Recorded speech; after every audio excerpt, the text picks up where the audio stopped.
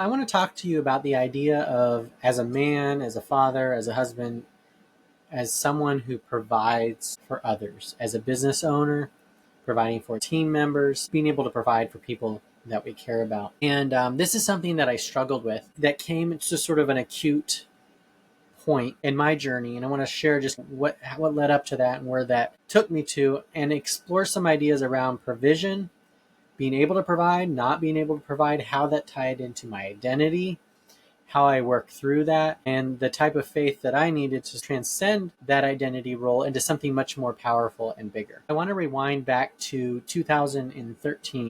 I had a marketing company from 2007 to 2014. And during 2013, it was the final year of the company. At the beginning of that year, we made a decision to explore the future of the company. And what that meant is we didn't know what the company was going to be after that year, but we would go into the year with an open hand as to the future of the business, which meant the future of the people involved. And so I had a team at the time. We had an office. We had a variety of different responsibilities. And in many ways, the company was operating in a really great way. And we loved our clients. We loved the work we were doing. But through a series of events, I was compelled to explore the future of the company and figure out what it was, the next stage of the business. During this final year, we had ups and downs in the business. Some months we were doing well financially and some months we weren't. And through this experience, we communicated transparently with each other, with the team, what was going on, when things were going well, when things weren't. And what this contrast illuminated for me is my desire to provide both for my family and myself, but also for the team and their families. As a business owner, we have this sense of responsibility that we have a team that we're taking care of and that we're responsible for the financial provision for the company so that we can then take care of those people.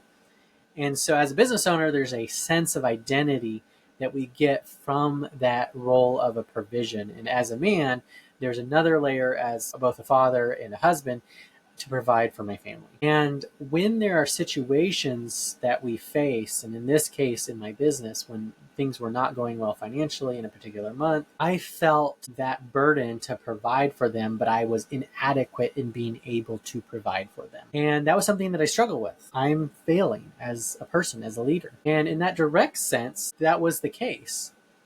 But on the flip side, one of the things that really God was trying to show me in the moment was that He ultimately was the provider.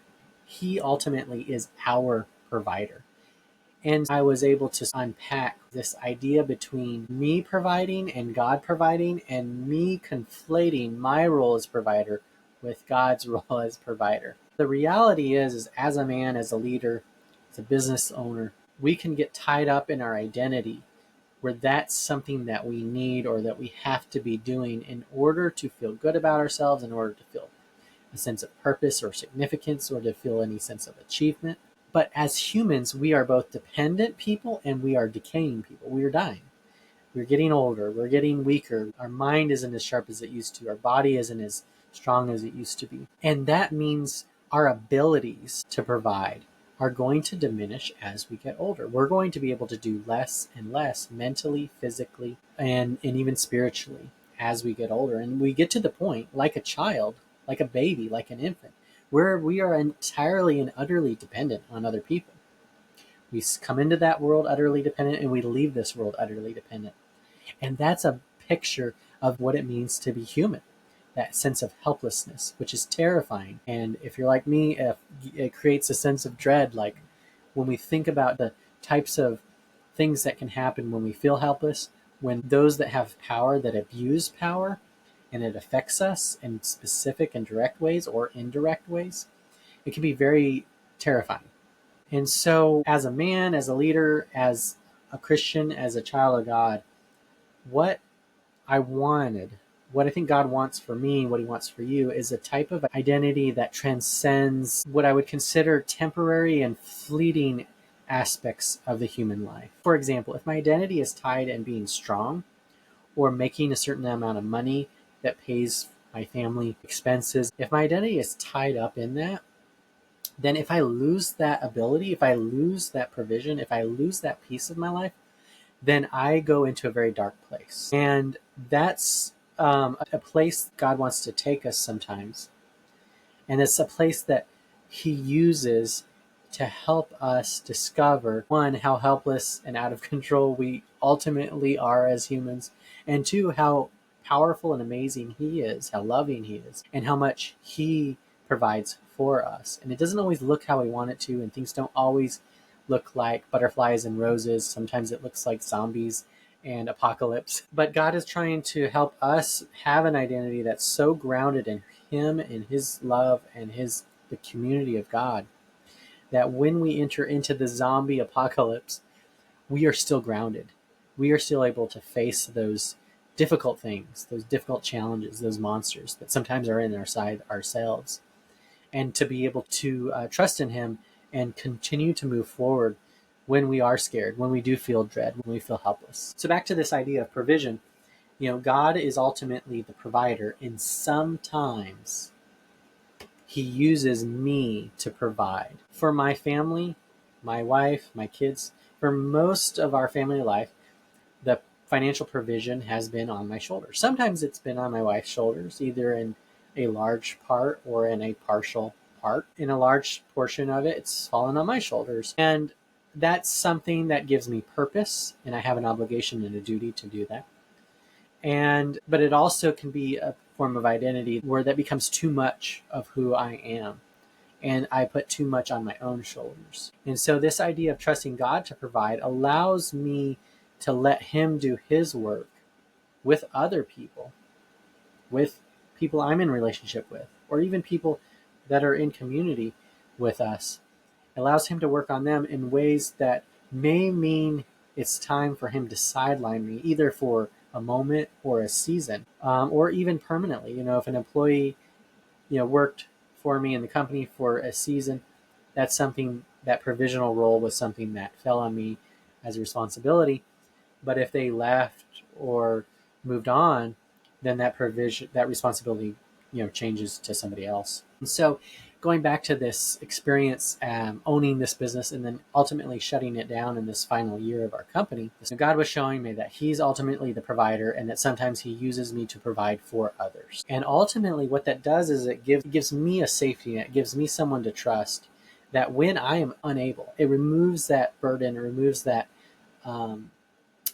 pressure that I always have to be on it. I always have to be performing at a certain level, achieving, doing something meaningful.